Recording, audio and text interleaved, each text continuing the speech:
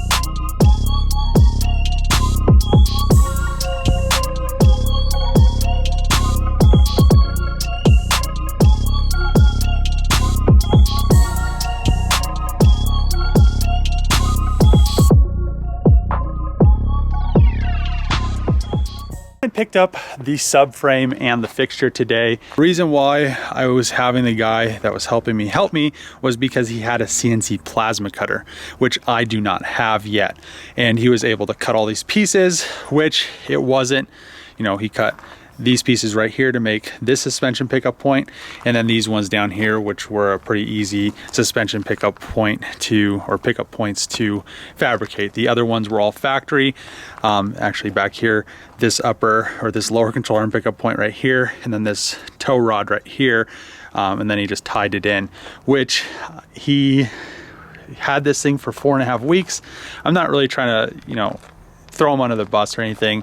You know, he did make these, and I am actually pretty impressed with, you know, he bent them and everything. And, you know, I have dimple dies. This is a pretty simple plate right there. But unfortunately, you know, and this is pretty, you know, decent right here. You know, I'm glad that he made this out of, you know, bent a few pieces here and there. What I'm going to do today is I already made all of the, all these arms, this arm here, this tow rod here.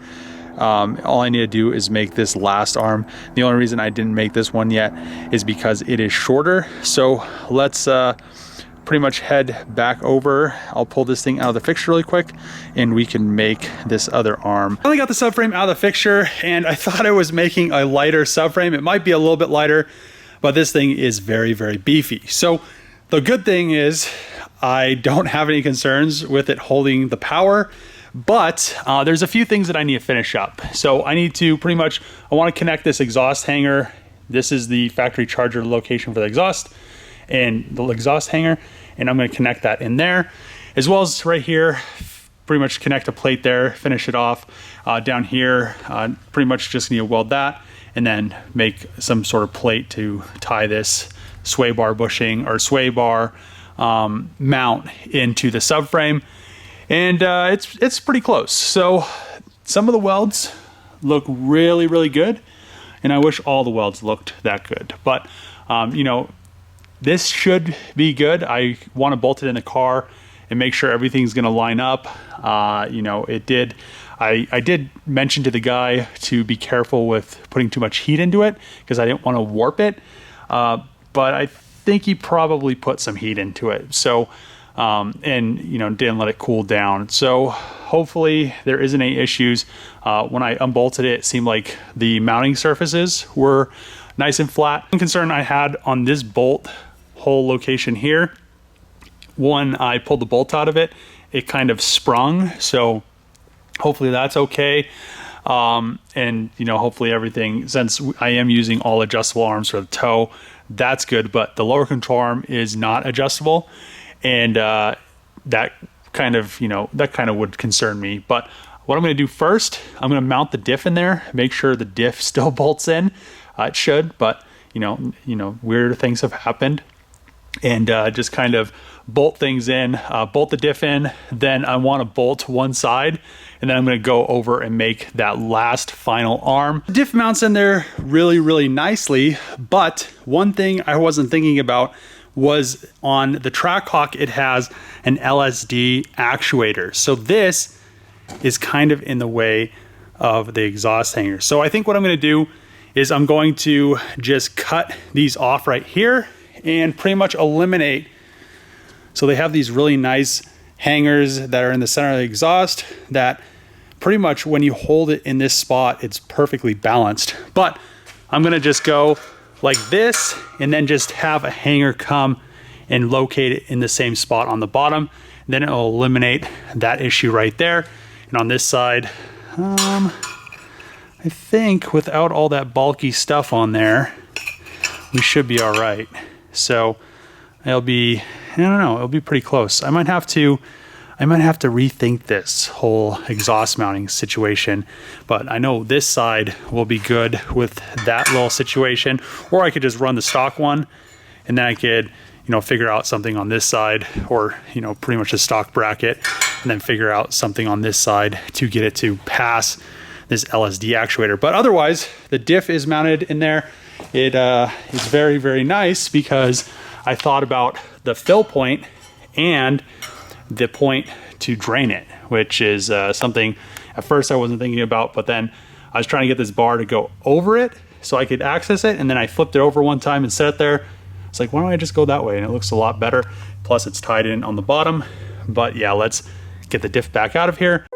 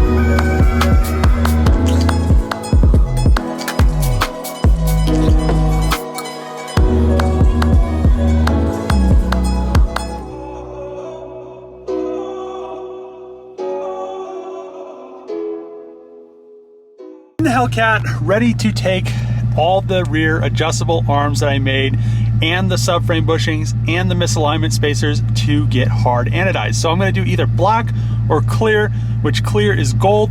So I'll make the decision once I get there. But I'm finally driving the Hellcat and it's been a while, so I'm pretty excited.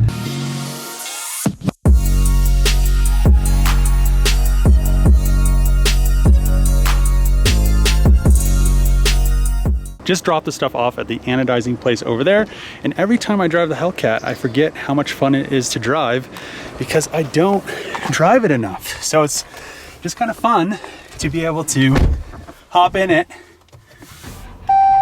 fire up, and go. I mean, it just sits in the garage. I don't know why. Well, I'm always usually too dirty. So I'm gonna wrap the video up here, and tomorrow, he said, around noon, everything is gonna be hard anodized. I ended up picking, it's like a light clear hard anodizing, and it kind of gives it like an olive color, which, or to me, it looks more like a titanium color. So hopefully, you know, after that's all done tomorrow, we will get, you know, you guys will see how good it's gonna look, but I think it'll go really well. If I powder coat the subframe black, then I do those clear hard anodized. I think that'll go very well with a gloss black subframe. I was kind of throwing the idea around of powder coating the new rear subframe that I made gloss silver, but I think the gloss black will look really, really good. So I'm gonna wrap this video up. If you like these videos, make sure to click that subscribe button, thumbs up, throw a comment below. As always, see you guys next time.